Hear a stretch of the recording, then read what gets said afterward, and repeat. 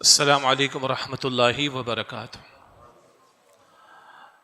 الحمد للہ رب العالمین والصلاة والسلام علی سید الانبیاء والمرسلین، اما بعد فاعوذ باللہ من الشیطان الرجیم، بسم اللہ الرحمن الرحیم۔ وَلَقَدْ خَلَقْنَا الْإِنسَانَ وَنَعْلَمُ مَا تُوَسْوِسُ بِهِ نَفْسُهُ وَنَحْنُ أَقْرَبُ إِلَيْهِ مِنْ حَبْلِ الْوَرِيدِ اذ يتلقى المتلقيان عن اليمين وعن الشمال قعيد ما يلفظ من قول الا لديه رقيب عتيد۔ صدق اللہ العظیم۔ اللهم صل على محمد وعلى آل محمد وبارک وسلم۔ رب اشرح لي صدری ويسر لي امری واحلل عقدۃ من لسانی يفقهوا قولی واجعل لي وزیرا من اہلی، آمین یا رب العالمین۔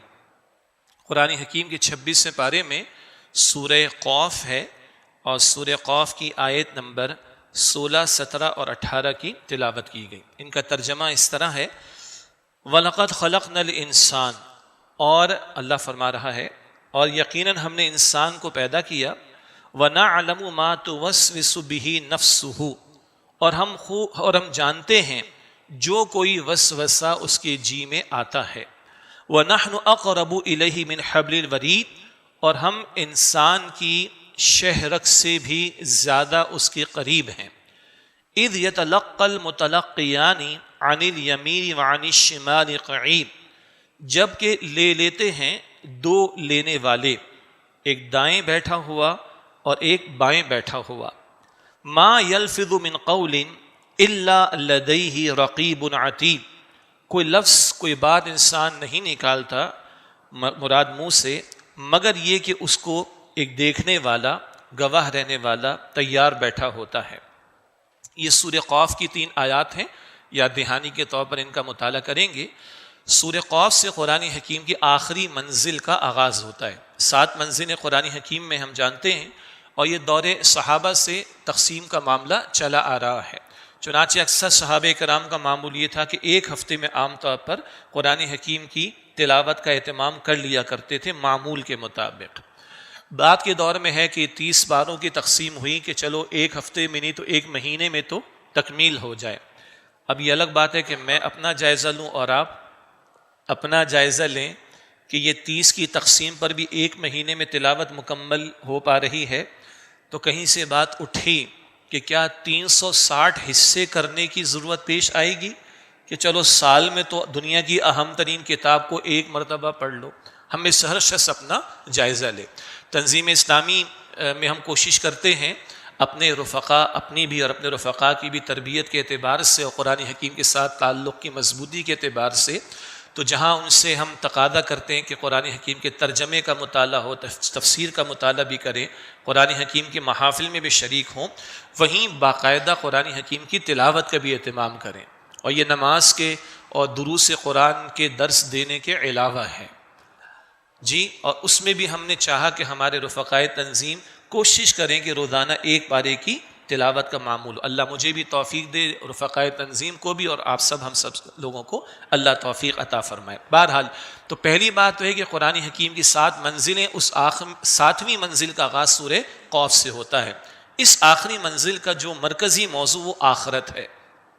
درمیان میں مدنی صورتیں ہیں، وہ سورہ حدید 27واں پارہ اس کی آخری سورہ، اور 28ویں پارے کی 9 صورتیں، وہ 10 صورتیں، سوا پارہ وہ مدنی صورتیں، اور آخری پارے میں 2 مدنی صورتوں کے علاوہ ایک اور ایکسیپشن، اور بقیہ سارا آخری منزل کا بیان جو ہے وہ آخرت کے موضوع پر ہے۔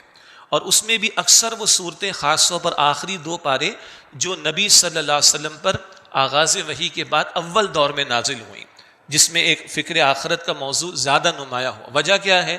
ایک قاری قرآن ہے، قرآن کا فہم حاصل کرنے والا، قرآن کا پڑھنے والا، سمجھنے والا، شروع سے قرآن کریم پڑھتا آ رہا ہے، یقیناً دیگر مقامات پر بھی آخرت کا تذکرہ آتا ہے، لیکن ساتھ ساتھ شریعت کے احکامات اور اللہ تعالیٰ کے تقاضے، کیا کرنے کے کام ہیں، کیا نہ کرنے کے کام ہیں، کیا ڈوز ہیں، کیا ڈونٹس ہیں، ان کا بھی تذکرہ آتا ہے۔ البتہ ان اعمال کے کرنے پر، احکام پر عمل درآمد پر سب سے زیادہ اثر ڈالتا ہے آخرت کا عقیدہ۔ یہ جتنا مضبوط ہوگا اعمال اتنے درست ہوں گے، یہ جتنا مضبوط ہوگا ہم سیدھے اتنے ہوں گے۔ اور جتنا آخرت کا یقین نہ ہو، مرنے کا یقین نہ ہو، مرنے کے بعد کا یقین نہ ہو، مرنے کے بعد کی زندگی کا یقین نہ ہو، کل کے حساب کتاب کا، کل کی اکاؤنٹیبلٹی کا یقین نہ ہو، بگاڑ پیدا ہوتا ہے۔ تو لگتا ہے اللہ کی حکمت محسوس ہوتی ہے کہ بندہ شروع سے قرآن کا اکثر حصہ پڑھ آیا، احکام آ گئے، کرنے کے کام، نہ کرنے کے کام، ڈوز آ گئے، ڈونٹس آ گئے، اب آخرت کا یقین اس میں بڑھتا چلا جائے تو آخری حصے میں، آخری منزل میں کہیے فکر آخرت کا موضوع۔ ان میں بھی سورہ قاف ہے، پہلا رکوع، 3 رکوع ہیں، 45 آیات ہیں۔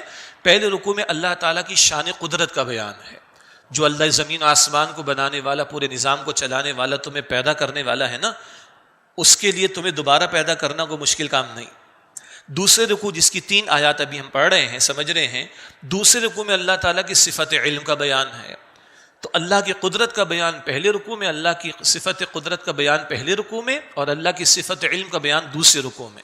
اور یہ 2 صفات ہیں جن کے ساتھ بار بار قرآن میں کل کا لفظ آتا ہے، وَهُوَ عَلَىٰ كُلِّ شَيْءٍ قَدِيرٌ وَهُوَ بِكُلِّ شَيْءٍ عَلِيمٌ۔ اللہ ہر بات پر قدرت رکھنے والا ہے، اللہ ہر بات کا علم رکھنے والا ہے۔ کیوں؟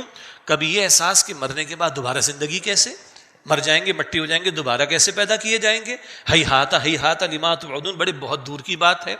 کبھی یہ خیال آتا ہے ایک بات ریکارڈ پر ہوگی۔ بعض فلسفیانہ افکار رکھنے والے جو خدا کا بھی تصور رکھتے ہیں، وہ بھی کہتے ہیں اللہ خدا بڑی شخصیت، سب سے بڑی شخصیت، تو وہ میکرو لیول کی باتیں تو جانتا ہے، مائکرو لیول پر اس کو بادر ہونے کی کیا ضرورت ہے، معاذ اللہ ثم معاذ اللہ۔ لیکن نہیں، اللہ کہتے ہیں وَهُوَ بِكُلِّ شَيْءٍ عَلِيمٌ، اللہ ہر بات کا علم رکھنے والا ہے۔ تو دوبارہ کیسے پیدا ہوں گے، ہر بات کیسے ریکارڈ پر ہوگی؟ جہاں ان کے بارے میں شبہات زیادہ، تو انہی 2 کے تعلق سے اللہ کی 2 صفات کا تذکرہ بھی زیادہ، اور ان 2 صفات کے حوالے سے لفظ کل اللہ تعالیٰ نے بار بار استعمال فرمایا، وَهُوَ عَلَىٰ كُلِّ شَيْءٍ قَدِيرٌ وَهُوَ بِكُلِّ شَيْءٍ عَلِيمٌ۔ اب آئیے ان 3 آیات کا تھوڑا سا مطالعہ کر لیں۔ اچھا، اگلا رکوع بھی سمجھ لیتے ہیں۔ پہلے رکوع میں اللہ کی صفت قدرت کا بیان، دوسرے رکوع میں اللہ تعالیٰ کی صفت علم کا بیان، تیسرے رکوع میں اور مضامین بھی ہیں، آخرت کے نتائج کا بیان ہے۔ تو جو اللہ قادر ہے تمہیں پیدا کرنے پر دوبارہ، جو اللہ خوب علم رکھتا ہے کہ سب کچھ وہ جانتا ہے، تو یہ صرف for the sake of information نہیں ہے کہ تمہاری معلومات میں اضافہ ہو جائے، جیسے کہ گوگل کے ذریعے بڑی معلومات ہماری بڑھتی چلی جا رہی ہے نا۔ یہ صرف for the sake of information نہیں دی جا رہی تمہیں، بلکہ اس لیے کہ کل تمہارا محاسبہ ہونا ہے، کل تم نے اللہ کے سامنے کھڑا ہونا ہے، اس گزاری ہوئی زندگی کے بارے میں جواب دینا ہے، اور کل نتائج سامنے آئیں گے۔ ان نتائج کا تذکرہ سورہ قاف کے آخری رکوع میں آتا ہے۔ پھر یہ کہ اللہ کے نبی صلی اللہ علیہ وسلم اکثر جمعے کی نماز میں، عیدین کی نماز میں اس کا اہتمام کرتے تھے، سورہ قاف کی تلاوت کا، اور کبھی جمعے کے بیان میں حضور سورہ قاف کو تلاوت فرماتے تھے۔ ایک صحابیہ کا ذکر آتا ہے رضی اللہ تعالی عنہ کہ انہوں نے جمعے کے خطبے میں حضور سے سن کر سورہ قاف کو یاد کر لیا۔ تو یہ حضور علیہ السلام کی پسندیدہ صورتوں میں اور معمولات میں شامل صورت بھی ہے۔ اب آئیے اس کی 3 آیات کی یاد دہانی۔ فرمایا سورہ قاف کی آیت نمبر 16، وَلَقَدْ خَلَقْنَا الْإِنسَانَ، اور یقیناً ہم نے انسان کو پیدا کیا۔ ہمارا مسلمان ہے، یہ جملہ ہمارے لیے سادہ ہے، لیکن آج اگر گوگل پہ گوگل کریں جا کے تو ایتھیزم فاسٹسٹ گروئنگ کانسیپٹ ہے، ریلیجن نہیں کہہ رہا میں اس کو، یہ عقیدہ کہہ لیں تھوڑی دیر کے لیے، خدا ہی کا انکار، ہم ہیں، ہم خود ہی پیدا ہو گئے، خود ہی مر جائیں گے، یہ دہریے والا تصور۔ تو یہ الفاظ وَلَقَدْ خَلَقْنَا الْإِنسَانَ، اللہ فرماتا یقیناً ہم نے انسان کو پیدا کیا۔ ہاں، مسلمانوں کے درمیان اس بحث کی ضرورت نہیں ہے، مگر غیروں کے افکار جو ہمارے یہاں بھی پروان چڑھ رہے ہیں اور ہماری جدید ہماری نسل کے ذہنوں کو خراب کر رہے ہیں، اس کے تعلق سے بھی کلام کرنے کی، جواب دینے کی، کاؤنٹر کرنے کی ضرورت ہے۔ یہ اپنی جگہ کرنے والا کام، لیکن بہرحال سادہ سی بات، مخلوق ہیں تو اوقات میں رہیں، بندے ہیں اوقات میں رہیں۔ وَلَقَدْ خَلَقْنَا الْإِنسَانَ، اور یقیناً ہم نے انسان کو پیدا کیا، وَنَعْلَمُ، اور ہم جانتے ہیں، مَا تُوَسْوِسُ بِهِ نَفْسُهُ، کہ جو کچھ اس کے جی میں وسوسہ آتا ہے۔ وسوسہ یہ بھی بیان ہوا کہ وہ ایک خیال سا دل میں آنا یا ڈالنا جو برائی کی طرف مائل کرنے والا ہو۔ شیطان بھی کرتا ہے، الَّذِي يُوَسْوِسُ فِي صُدُورِ النَّاسِ، وسوسے ڈالتا ہے۔ ایک نفس امارہ والا لگا ہوا ہمارے ساتھ۔ سورہ یوسف کی آیت نمبر 53 میں، 13ویں پارے کے آغاز میں، وَمَا أُبَرِّئُ نَفْسِي إِنَّ النَّفْسَ لَأَمَّارَةٌ بِالسُّوءِ، نفس و برائی کی بڑی شدید دعوت دیتا ہے۔ ہاں، اللہ نے انسان میں دونوں صلاحیتیں رکھ کر امتحان میں ڈالا ہے۔ فَأَلْهَمَهَا فُجُورَهَا وَتَقْوَاهَا، تقوی کی صلاحیت بھی دی ہے، خیر کی بھی دی ہے اور شر کی بھی رکھی، اسی میں امتحان ہے۔ اور وَنَبْلُوكُم بِالشَّرِّ وَالْخَيْرِ فتنہ، بدلتے حالات خیر و شر، یہ کس لیے؟ ہم تمہارے امتحان لے رہے ہیں۔ وَإِلَيْنَا تُرْجَعُونَ، تم ہماری طرف لوٹائے جاؤ گے۔ تو بہرحال یہ وسوسہ کیا ہے؟ برا خیال دل میں آنا، لانا، یا کسی کی طرف سے ڈالا جانا۔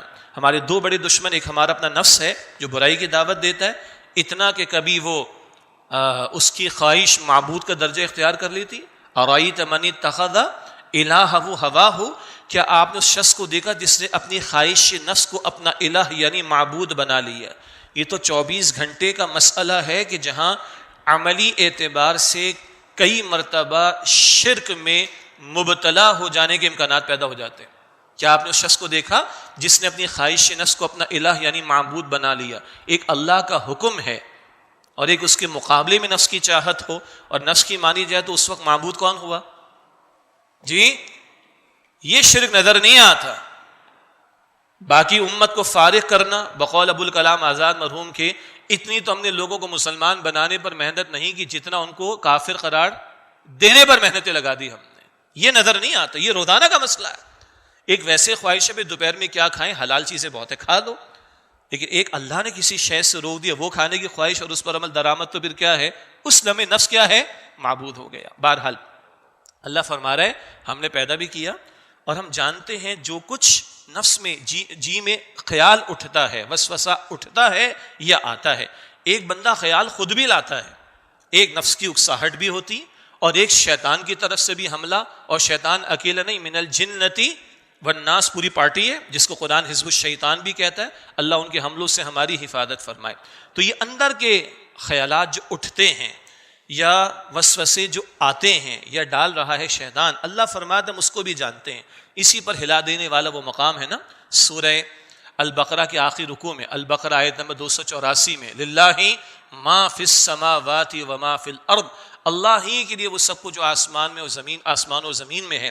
وَإِن تُبْدُوا مَا فِي أَنفُسِكُمْ أَوْ تُخْفُوهُ يُحَاسِبُكُم بِهِ اللَّهُ، اور تم وہ جو تمہارے جی میں چھپاؤ یا ظاہر کرو، اللہ تو محاسبہ کر لے گا۔ کیا دعا سکھائی گئی ہمیں؟ اللہم حاسبنی حسابا یسیرا، اے اللہ میرے حساب کو آسان فرما دے۔ حضرت عائشہ رضی اللہ تعالی عنہ نے حضور سے پوچھا، یا رسول اللہ یہ آسان حساب کیا ہے؟ اللہ کے رسول فرمایا کہ عائشہ اللہ کھولے نہ اور پوچھے نہ۔ آپ نے فرمایا کہ جس کا کھلا اور اللہ نے پوچھا وہ تو مارا گیا۔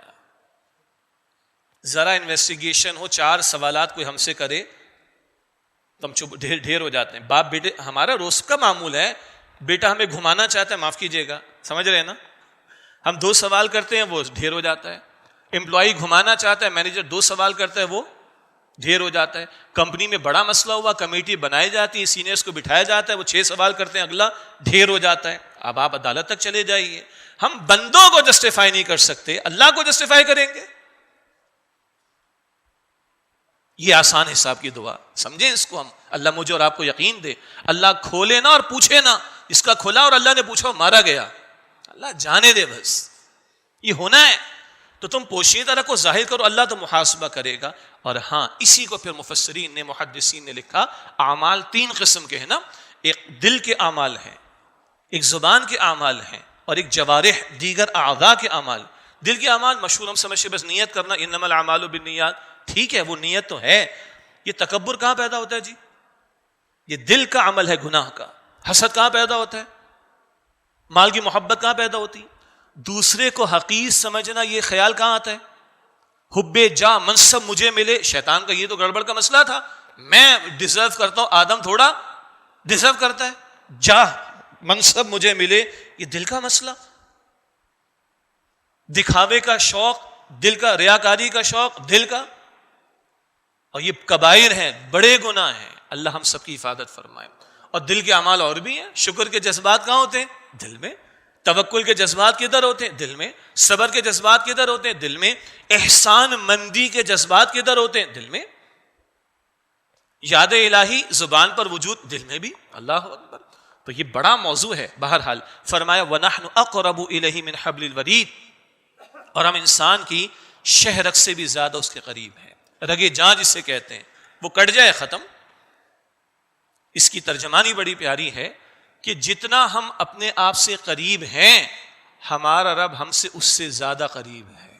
البتہ ایک تشریح علم اور قدرت کے اعتبار سے اور محتاط الفاظ اپنی شان کے اعتبار سے ہم اس کی کیفیت کو سمجھ نہیں سکتے، مگر وہ ہماری شہرت سے بھی زیادہ ہمارے قریب ہے. کیوں؟ یعنی کیوں نہیں سمجھ سکتے؟ لیس کمثلہ شیء، اللہ کی مثال کی مانند بھی کوئی شے نہیں. ہم اور آپ مخلوق جب بھی کچھ مثال دیں گے اپنے تجربات اور مشاہدات میں سے دیں گے. تجربے اور مشاہدے میں آنے والی شے مخلوق ہے، اور مخلوق کی مثال معاذ اللہ خالق کے لیے دیں گے تو ہو جائے گا شرک، تو ہم دے ہی نہیں سکتے. تو ہاں اللہ قریب ہے. بعض نے فرمایا اپنے علم اور قدرت کے ساتھ سر آنکھوں پر. بہتر مزید ترجمانی کیا ہے؟ اپنی شان کے مطابق. کیا کہتے ہیں ہم ایمان مجمل میں؟ آمنت باللہ، آگے کیا ہے؟ کما ہوا، میں ایمان لایا اللہ پر جیسا کہ وہ ہے، باسمائہ و صفاتہ، اپنے اسماء اور اپنی صفات سے جیسا ہے میں نے ویسا اس پر ایمان میں لایا ہوں. تو اللہ میری شہرت سے بھی زیادہ قریب ہے جیسا کہ وہ ہے.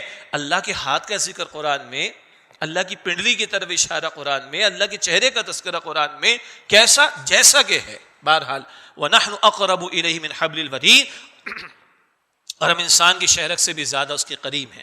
اِذْ يَتَلَقَّى الْمُتَلَقِّيَانِ عَنِ الْيَمِينِ وَعَنِ الشِّمَالِ قَعِيدٌ، جب لیتے جاتے ہیں دو لینے والے، دائیں طرف بیٹھا ہوا اور بائیں طرف بیٹھا ہوا.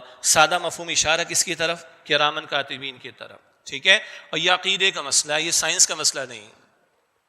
سائنس نے نہ خدا کے وجود کو ثابت کر کے دکھایا ہمیں، نشانیاں تو اللہ بھی کہتا ہے، تو وہ سائنٹیفک ریسرچ سے لے لیں گے، مگر ہم عقیدے کی بنیاد پر اللہ کو مانتے ہیں، محمد مصطفیٰ کے بتانے کی بنیاد پر مانتے ہیں صلی اللہ علیہ وسلم.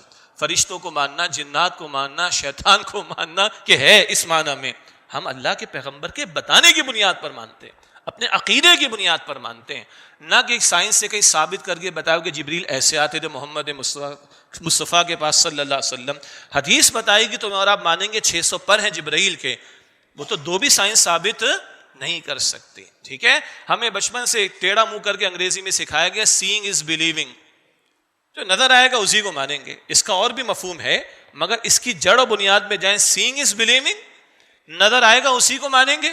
اور آپ میں کیا مانے بیٹھے؟ آپ کا میرا ایمان شروع کے در سے ہوتا ہے، الذین یؤمنون بال، ہمارا تو ایمان وہاں سے شروع ہوتا ہے. یہ ٹکراؤ ہے اصل میں. بہرحال اس کی ریکنسلیشن کی ضرورت ہے، توجہ کی ضرورت ہے. تو یہ دو فرشتے بیٹھے ہوئے. اب دل سے پوچھیں، بیان تو میں نے کر دیا، میں بھی بیان کرتا رہتا ہوں، آپ میں سے بھی بات ساتھی بیان کرتے ہیں، ہم ترجمہ بھی پڑھتے رہتے ہیں. سورہ انفطار میں سے بہت سے لوگوں کو یاد بھی ہوگی کہ کرامن کاتبین یعلمون ما تفعلون، لکھنے والے معزز دو فرشتے ہیں، جو تم کرتے ہو وہ جانتے ہیں. کیا شب و روز میں ہمیں اس بات کا یقین رہتا ہے؟ جب میں اپنے ماں باپ کے ساتھ معاملہ کرتا ہوں تو مجھے یاد رہتا ہے یہ دونوں لکھ رہے ہیں اور اللہ میرے ساتھ ہے. جب میں بیوی کے ساتھ معاملہ کرتا ہوں تو مجھے یقین رہتا ہے اس بات کا. جب میں اپنے سب آرڈینیٹس کے ساتھ معاملہ کرتا ہوں، یہ ماڈل ٹاؤن میں قرآن اکیڈمی ہے، قرآن اکیڈمی کراچی DHA کے علاقے کے اندر ہے، میں نے شاید پہلے بھی ذکر کیا.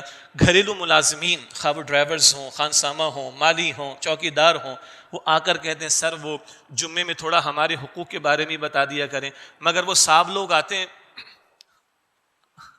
بالکل آخر میں، تو آخری 2-3 منٹ میں بیان کر دیں تاکہ ہمارے بھی حقوق کی کوئی پاسداری ہو جائے. تو اگر میں میرے کو سب آرڈینیٹ ہے، میرے زیر تحت ہے، میں ان کے ساتھ معاملہ کرتا ہوں، میں مسلمان، دعویٰ ہے میرا، تو مجھے یقین رہتا ہے کہ اللہ میرے ساتھ ہے. اور یہ دونوں لکھ رہے ہیں، اسی کو ذرا پھیلا دیں. کاروبار کرنے والا تاجر ہو، پڑھانے والا معلم ہو، فیصلے کرنے والا جج ہو، پارلیمنٹ میں بیٹھا کوئی پارلیمنٹ کا ممبر ہو، سیاست کرنے والا کوئی سیاست دان ہو، ریاستی اداروں کے سربراہان اور ذمہ داران ہو، کسے باشد، اور ہم اور آپ سب ہوں، ہمیں یقین ہے کہ اللہ ہمارے ساتھ ہے. اور ہمیں یقین ہے کہ جو یہ دونوں بیٹھے ہوئے سب کچھ ریکارڈ پر ہے. ہم ادھر چھپ کے آ جائیں گے، بچ بھی جائیں گے، ایویڈنسز مٹا بھی دیں گے، سب کچھ چل جائے گا. ادھر چلے گا، اندھیر نگری نہیں، اللہ کے سامنے نہیں چلے گا. اگلی آیت بھی ترجمہ کر لیتے ہیں. ما یلفظ من قول الا لدیہ رقیب عتید، کوئی بات، کوئی قول انسان نہیں نکالتا مگر ایک تیار دیکھنے والا، گواہ بننے والا بیٹھا ہوا ہے. میرا آپ کا کوئی لفظ ان ریکارڈڈ نہیں ہے، اور یہ تو اتنا چھوٹا سا کیمرہ ہے، یہ ریکارڈ ہوا اور یہ ساری دنیا میں نشر ہو جائے گا اور ہزاروں جگہوں پر سیف ہو جائے گا. اور سیٹلائٹ چینلز پر جو کوالٹی ہے، پرانی بات کر رہا ہوں، تھوڑا بہت ایکسپوجر ہے دینی پروگرام پیش کرنے کا، اس کے ذیل میں کہہ رہا ہوں. کہتے ہیں جی ہماری جو کوالٹی ہم پروڈیوس کر رہے ہیں 100 برس کی تو گارنٹی ہے، یہ ایسی ہی مینٹین رہے گی. اور تو اور جو لوگ ایڈیٹنگ، کافی لوگ ہوں گے جو اس مجمع میں اس فیلڈ سے وابستہ ہوں گے، اب تو ایک فریکشن آف سیکنڈ کی بھی ایڈیٹنگ کرنی ہو، کسی مقرر نے کا کہہ دیا، اب وہ مقرر تو ہاتھ نہیں آئے گا، تو ایڈیٹر کہیں اور سے کی اس کا اٹھائے گا، اس کا کو ہٹا کے کی لگا دے گا، مجھے اور آپ کو پتہ بھی نہیں چلے گا. اور حضرت انسان نے آج تک اپنی کہتے دماغ کا اوسطاً 7 یا 8% استعمال کیا ہے. یورپینز کا یا اس طرح کے قبیل کے لوگوں کا کہنے کہ آئنسٹائن شاید 10% استعمال کیا ہوگا. تو 7-8% کی یہ کارگزاری ہمارے سامنے ہے. بٹن جتنے کیمرے بھی آ گئے جو خاص طور پر خاص مراحل میں استعمال ہوتے ہیں. تو اللہ کے لیے کوئی مشکل ہے؟ اور صرف قول نہیں، اللہ کہتے ہیں ذرہ برابر عمل بھی آ جائے گا. فَمَن يَعْمَلْ مِثْقَالَ ذَرَّةٍ خَيْرًا يَرَهُ وَمَن يَعْمَلْ مِثْقَالَ ذَرَّةٍ شَرًّا يَرَهُ. اور اللہ کہتا ہے صرف عمل ہی نہیں آئے گا، وَحُصِّلَ مَا فِي الصُّدُورِ، سینوں کے راز بھی آئیں گے، کھول دیے جائیں گے. تُبْلَى السَّرَائِرُ، رازوں کو جانچ لیا جائے گا.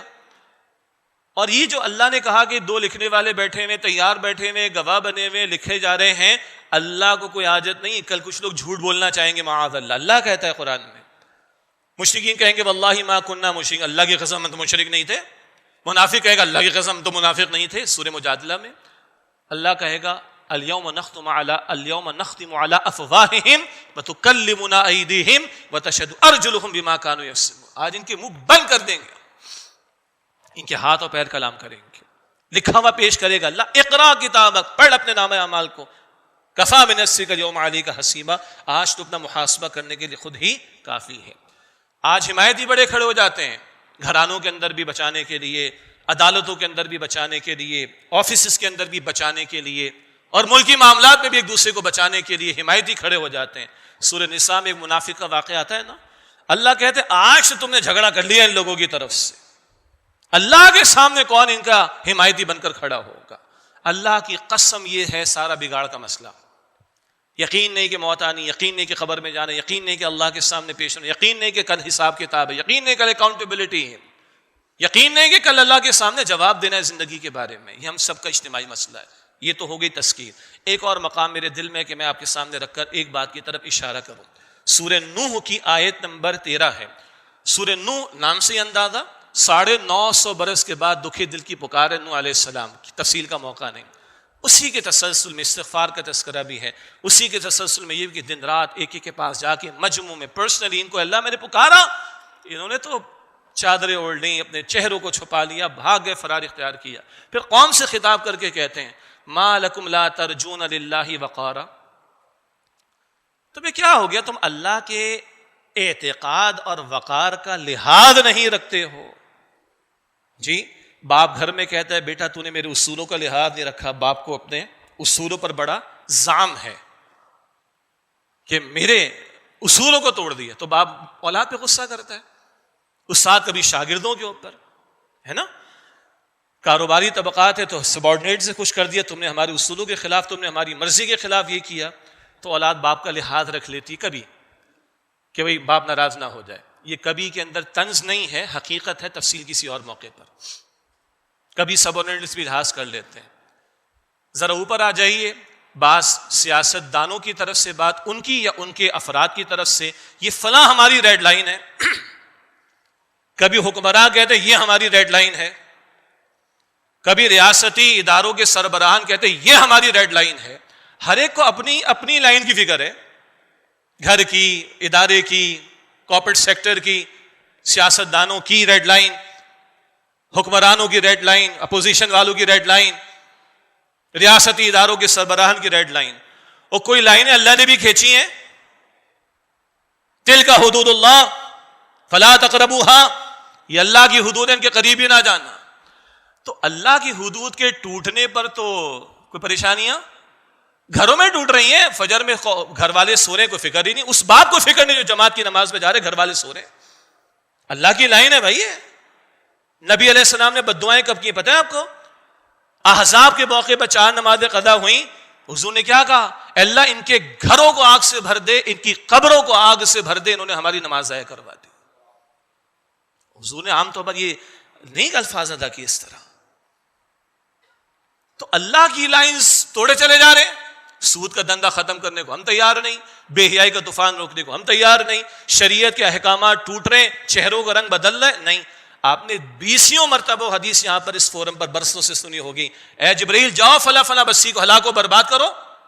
اللہ تیرا عبادت گزار بندہ بیٹھا ہے، پلک جھپکنے کی مقدار تیری نافرمانی نہیں، نہ پہلے اس کو عذاب میں مبتلا کرو پھر باقی لوگوں کو عذاب دینا۔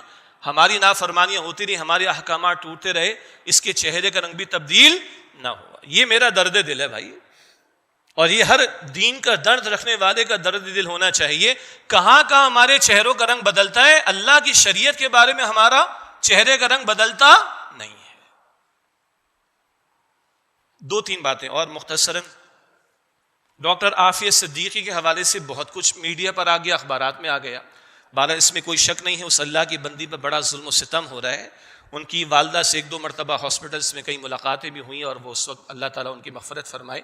اور بہرحال ایک بہن جو اپنی بہن کا درد سمجھ سکتی ہے، آپ اور ہم تو نہیں سمجھ سکتے اس کو، یعنی آج تو ہماری بے حسی بہت سارے اعتبارات سے نمایاں ہے، لیکن بہرحال اس وقت یہ مسئلہ اٹھا تو بہرحال ہم بھی اپنی دینی ذمہ داری سمجھتے ہیں کہ اللہ ہماری اس بہن کی حفاظت بھی کرے، اس کی رہائی کا اللہ تعالیٰ اہتمام بھی فرمائے، اور اللہ تعالیٰ ہمارے حکمرانوں کو غیرت اور حمیت عطا فرمائے کہ آواز بلند کرنے کی کوشش کریں۔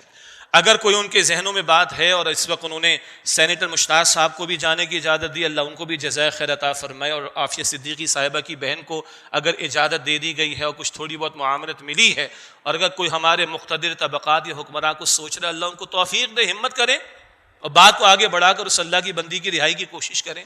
ماضی میں کچھ باتیں اس ملک میں اور پڑوسی ملک میں بھی چلیں کہ قیدیوں کے تبادلے کے آپشن کو بھی زیر غور لا کر عافیہ صدیقی کو واپس بلانے کی کوشش کی جا سکتی ہے۔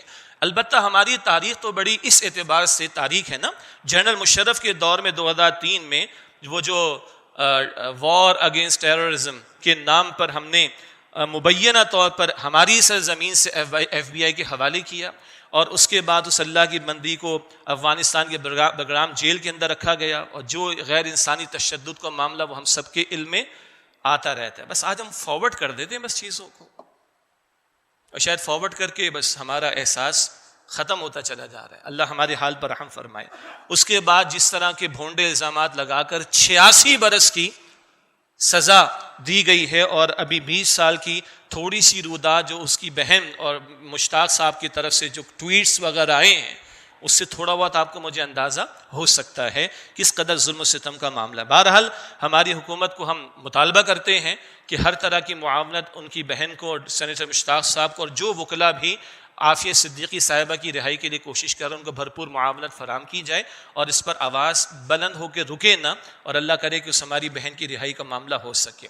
ضمناً یہ کہ کڑوی بات میں عرض کر رہا ہوں، ہمارے ہاں اس ملک کے اندر بچیوں کے ساتھ ریپ کے کیسز کا معاملہ، چادر اور چار دیواری کے تقدس کو پامال کرنے کا معاملہ، صنف نازک کے ساتھ ظلم و ستم کا معاملہ، بعض جاگیرداروں کے علاقوں میں عورتوں پر ظلم و ستم کا معاملہ، یہ مستقل ظلم و ستم ہے۔ لیکن شاید اکا دکا مثالوں کو چھوڑ کر اکثریت کیسز میں مقتدر طبقات کے گھرانے کی کسی خاتون کے ساتھ، اکا دکا کو چھوڑ کر شاید ایسا نہیں ہوا، تو جن مقتدر طبقات کے پاس کچھ کرنے کی طاقت ہے ان کی طرف سے کوئی ایکشن نہیں لیا جاتا۔ اللہ تعالیٰ ان کو بھی غیرت عطا فرمائے۔ ایک پریس ریلیز شائع ہو رہا ہے ہماری طرف سے، ہو چکا بلکہ، اور اس میں اس وقت جو ملک کی معیشت کی صورتحال ہے، بار بار ہم نے درد دل سامنے رکھا، وینٹیلیٹر پر آ گئی، یہ بھی بات ہو چکی ہے، اور جناب پہلے دوڑ لگی تھی کہ پیٹرول 300 پہ پہنچے گا یا ڈالر 300، یہ بھی ہم باتیں کر چکے، لیکن باتیں کرنا کافی نہیں ہے۔ حقیقت یہ ہے کہ اس کو سیریسلی لینے کی ضرورت ہے۔ خودکشیاں بڑھتی چلی جا رہی ہیں، آپ حضرات پڑھتے ہوں گے، میں بھی پڑھتا ہوں اخبارات میں، آپ بھی پڑھتے ہوں گے، بھوک کے مارے، اس طرح کے افلاس کے مارے لوگوں کی بنیادی حاجات پوری نہیں ہو رہی ہیں، زندگی اجیرن جو ہو چکی ہے۔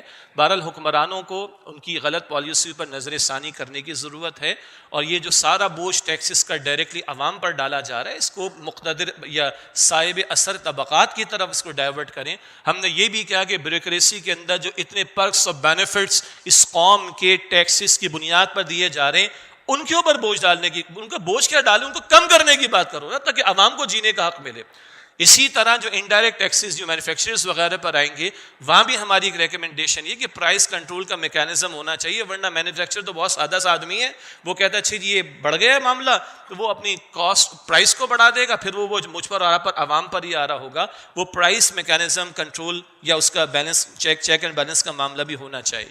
اللہ کی جو ریڈ لائن ہے ہم وہ کراس کیے بیٹھے ہوئے ہیں، اور ہم سود کے خاتمے کے لیے سیریسنس نہیں دیکھ رہے۔ یہ مستقل ہمارا تقاضا ہے، جب تک وہ وفاقی شرعی عدالت کے فیصلے پر واقعتاً عمل درآمد نہیں ہوگا اور اللہ اور اس کے رسول علیہ السلام کے ساتھ جنگ کا معاملہ ختم نہیں ہوگا، یہ ہمارے حالات سدھرنے والے نہیں۔ ایک بہت بڑا پہلو ہے، اس ملک کو پتہ نہیں 75 برس تو قائم ہو گئے، سال ہو چکے ہیں، لیکن پتہ نہیں کتنے ملٹیپل ٹائم اس کو لوٹا گیا، وہ لوٹی ہوئی دولت کہیں واپس آتی ہوئی نظر نہیں آ رہی۔